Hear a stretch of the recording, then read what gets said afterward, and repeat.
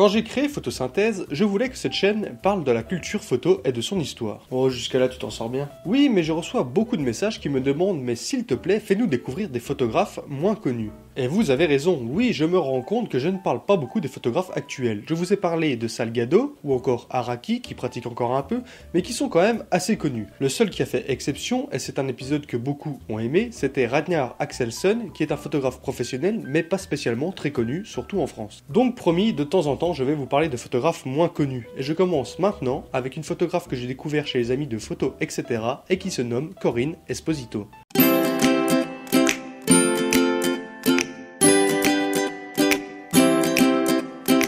Je vais vous la faire découvrir dans la même chronologie que je l'ai découverte. Je suis tombé sur une série de photographies en noir et blanc, format carré, des visages de gens au volant de leur véhicule. Et là, tout de suite, je me suis dit, tiens, c'est pas banal, qui fait ça? Et je vois donc que c'est réalisé par Corinne, agent de péage et photographe amateur. Et là, un gros waouh dans ma tête. Wow. Parce que déjà, j'apprends qu'il y a encore des agents de péage et donc que tous les humains n'ont pas été encore remplacés par des machines.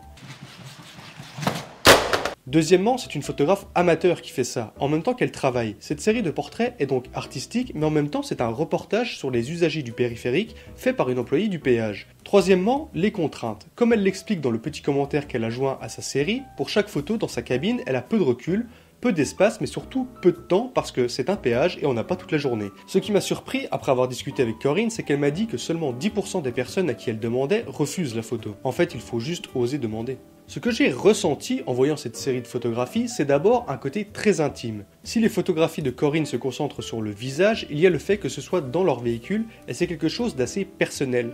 L'intérieur d'un véhicule, c'est quand même assez intime, même si on le voit peu sur les photos. De plus, tous ces gens ne sont pas venus se faire photographier. Donc ils ne sont pas préparés à être photographiés. Ils roulent, ils vont quelque part, et là, paf, ils arrêtent leur mouvement quelques instants et Corinne capture ce moment. Je n'ai pas l'habitude de parler analyse de l'image, mais si je pousse un peu, même si l'angle change en fonction de la hauteur du véhicule, il y a ce côté très répétitif. Car la pose du conducteur est souvent la même. Toujours le même cadrage, visage en haut à droite, volant en bas à gauche. Cette série est très répétitive, on a le côté très robotique du péage automatique, mais en même temps, chaque cliché est très différent car chaque conducteur est différent. Et la série est très humanisée par ses gueules de conducteurs en noir et blanc très contrastées qui fait ressortir les traits. Vous comprendrez bien entendu que ici, le mot gueule n'a absolument rien de péjoratif. Avec cette série de photographies, on voit les individus et la diversité, le côté humain, la vie là où on n'attend pas. Dans cette série, on est vraiment à la place de Corinne. On sait qu'on est agent de péage, que le conducteur ou la conductrice qui nous regarde s'est arrêté juste pour prendre ou payer son ticket. Mais on voyage. On voyage mentalement déjà avec cette personne, on imagine d'où elle vient, où elle va et son histoire.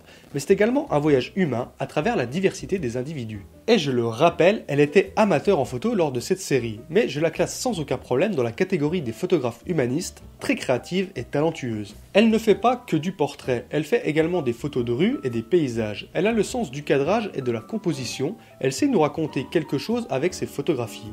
Pour elle, et je la cite, la photographie, c'est donner la parole au silence.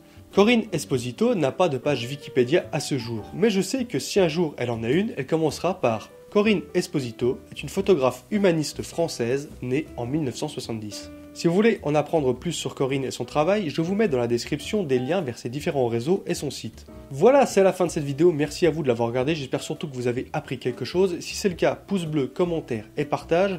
Je remercie bien évidemment les tipeurs de Photosynthèse. Faites des photos, allez voir des expos, et moi je vous dis à très bientôt.